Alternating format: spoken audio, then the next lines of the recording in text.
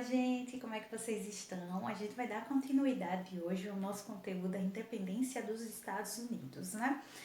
Nossa, Aline, não acaba isso não, é? Gente, tá acabando, calma, juro.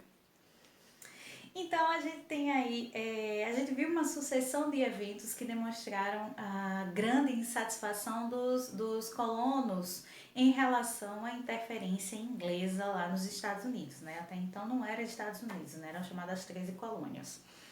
Pois bem, chegamos aí no ano de 1774. Nesse ano, nós vamos ter o primeiro Congresso da Filadélfia. E um ano depois, a gente vai ter o segundo Congresso da Filadélfia, né? Esses congressos foram reuniões criadas por lideranças das 13 colônias, já bastante influenciadas, já bastante inundadas com o pensamento iluminista, que a gente já estudou na primeira unidade, né, sobre a questão de política, e vai trazer uma série de informações políticas, econômicas, filosóficas, que seja, né. E essa grande influência vai fazer, então, que em 1775 seja oficialmente decidido que os Estados Unidos deveriam se separar da Inglaterra, assumir a sua própria independência, né. Pois bem, essa independência foi assinada oficialmente em 4 de julho de 1776, um ano depois do segundo Congresso da Filadélfia, encabeçada por um grande proprietário de terra chamado George Washington, que por sinal foi depois presidente dos Estados Unidos, né? Pois bem, gente, como eu posso dizer isso? A Inglaterra não ficou muito feliz com essa situação, né? Bom, os colonos, os ex-colonos agora, né, já tinham deixado bem claro que quem quisesse contestar isso ia ter que pegar em armas. A Inglaterra tinha um exército bastante experiente, né? Já tinha dado conta da grande armada espanhola, tinha dado conta dos franceses e da galera que estava junto com eles lá na Guerra dos Sete Anos.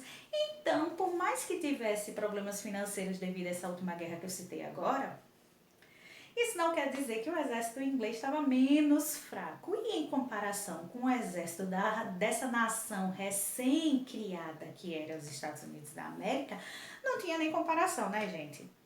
A guerra pela independência durou aí um tempão, só terminou oficialmente em 1781, tendo como principal, claro, a força de vontade do estadunidense conta bastante aí nesse caso.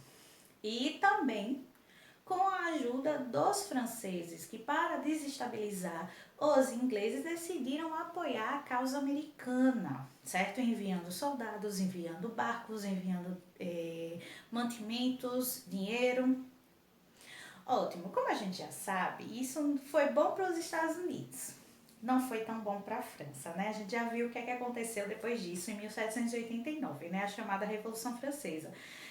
Esse auxílio aos Estados Unidos na sua independência foi um dos motivos, não é o principal, né, gente? A gente já falou várias vezes isso na primeira unidade.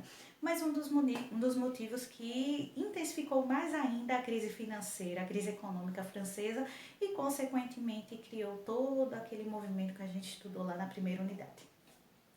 Pois bem, os Estados Unidos ganham a guerra pela independência. 2 anos depois, em 1783, a Inglaterra reconhece a independência dos Estados Unidos, mas o que é que vai acontecer? Bom, eu estou criando uma nação agora. Eu não posso simplesmente criar uma nação do zero sem ter aí uma organização política mínima, né? E aí, em 1787, nós vamos ter a criação da Constituição dos Estados Unidos, certo? A Constituição, como a gente já sabe, é um conjunto de regras que vão tratar de diversos aspectos dessa sociedade de um país, né? Por exemplo, a nossa Constituição fala sobre questões sociais, questões de direitos fundamentais, questões políticas, quem vota, quem não vota, quem pode se candidatar, como é que está organizados os poderes e etc. Não é muito diferente ainda dessa Constituição que os Estados Unidos criou nesse período, né? Na Constituição dos Estados Unidos, fortemente, a primeira, né, para falar a verdade, se eu não me engano, é a primeira mesmo, que vai ser fortemente influenciada pelos ideais iluministas, tanto que ela já nasce com a ideia de divisão de poderes ali impressa: judiciário, executivo, legislativo, cada um deles autônomo, independentes entre si, né? Coisa que a gente tá vendo com um pouquinho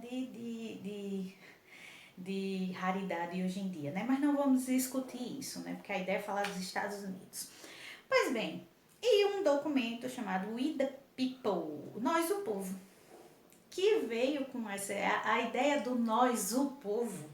É como se o povo tivesse sido representado ali, estivesse sendo representado ali na hora de escrever o documento, né?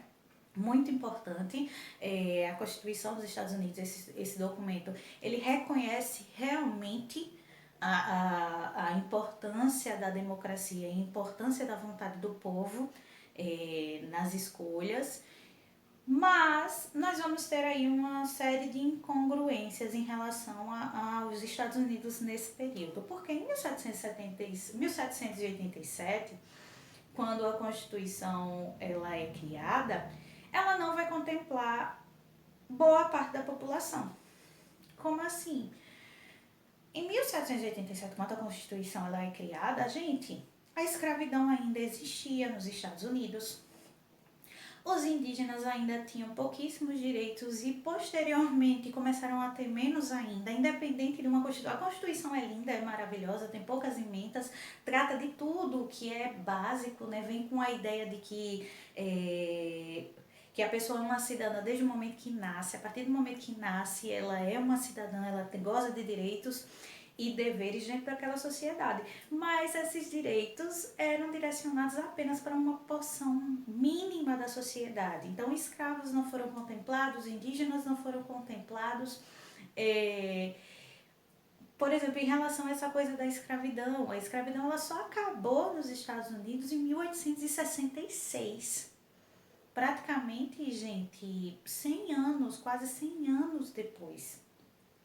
E mesmo assim, porque eles tiveram uma guerra civil e no final dessa guerra civil a abolição da escravidão foi confirmada. Então,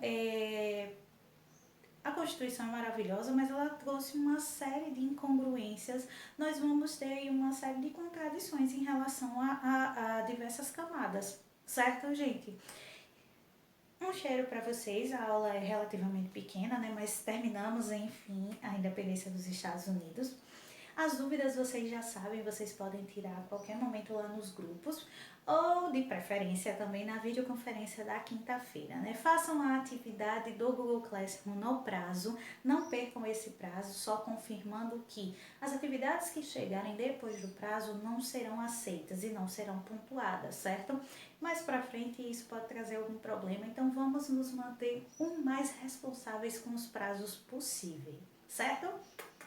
Cheiro pra vocês, tchau, até quinta e até a próxima aula, né?